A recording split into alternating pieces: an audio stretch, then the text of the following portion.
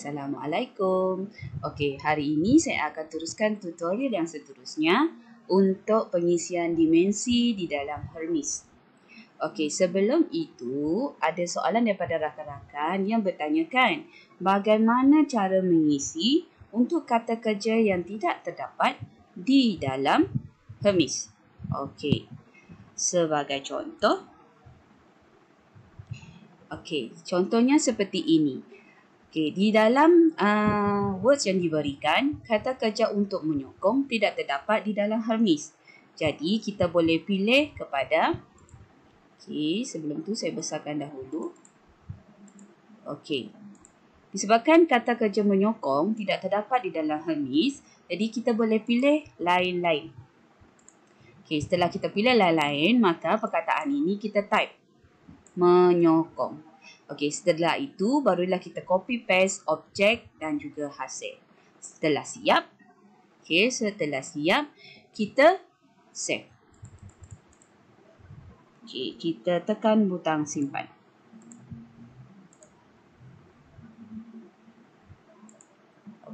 Jadi saya harap soalan yang ditanya oleh rakan-rakan terjawab ya.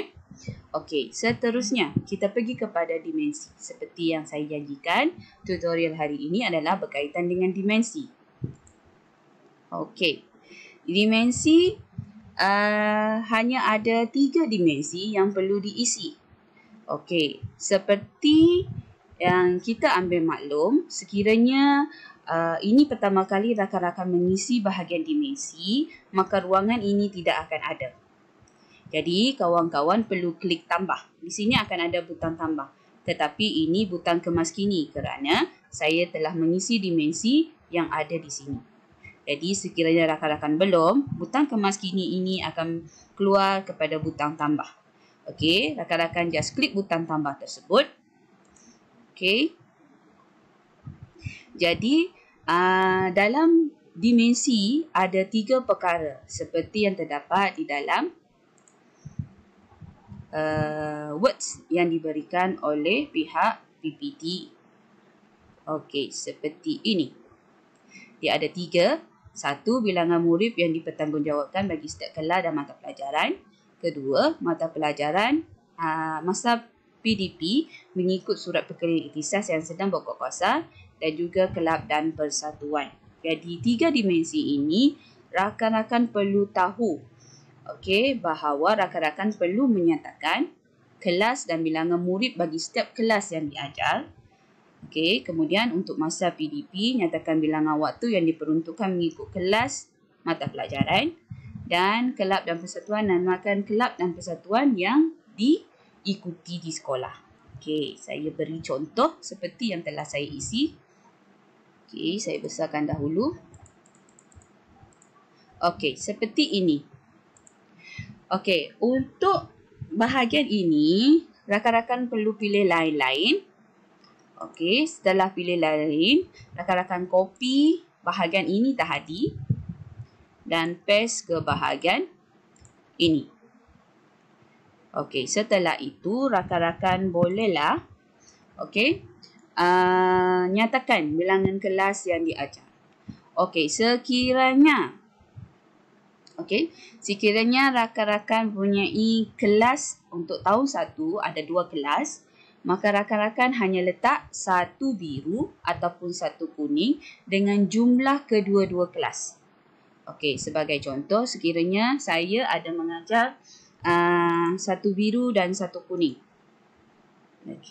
Dan 1 kuning.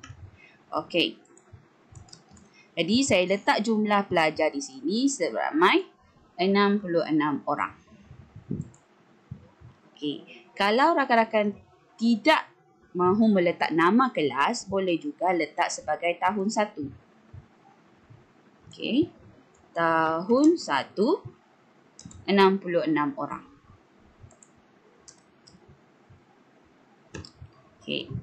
Tetapi saya menggunakan kelas, jadi saya letak 1 biru, 66, tadi 33 orang. Jadi setiap kelas yang diajar perlulah diletak di bahagian ini. Sekiranya guru-guru punya 6 buah kelas, maka guru-guru perlu letak 6 buah kelas. Mengikut bilangan murid yang diajar di dalam kelas tersebut. Okey, seterusnya, bahagian masa PDP mengikut surat berkeliling. Okey, seperti ini. Okey, saya ada mengajar bahasa Inggeris tahun 1 dan juga tahun 6 dan juga tahun 1. Maka saya letak bahasa Inggeris tahun 6, 10 waktu. Bahasa Inggeris tahun 1, 10 waktu. Pendidikan seni tahun 3, 2 waktu. Pendidikan seni tahun 5, 2 waktu. Dan juga pendidikan moral tahun 2, 6 waktu. Dan juga pendidikan kesihatan tahun 6, 1 waktu. Okey. Untuk bahagian yang ketiga, dimensi yang ketiga, iaitu kelab dan persatuan. Okey. Saya nyatakan di sini tugas saya sebagai kadet penasihat untuk kadet remaja sekolah.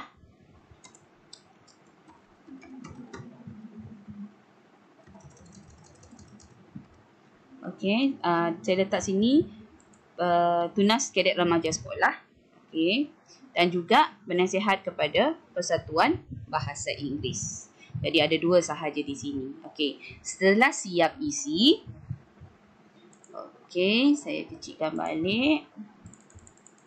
Okey, setelah siap isi ketiga-tiga, okey, rakan-rakan perlulah klik butang simpan. Okey, sekarang maklumat dimensi telah disimpan. Okey, itu saja tutorial untuk hari ini dan saya akan kembali dengan tutorial yang seterusnya untuk kelayakan akademik, kompetensi dan juga pengalaman. Okey, itu saja daripada saya. Bye. Hai, jangan lupa komen, share, subscribe dan like channel Cikgu Dayang Kusiti. Saya akan beri tutorial yang menarik untuk anda semua.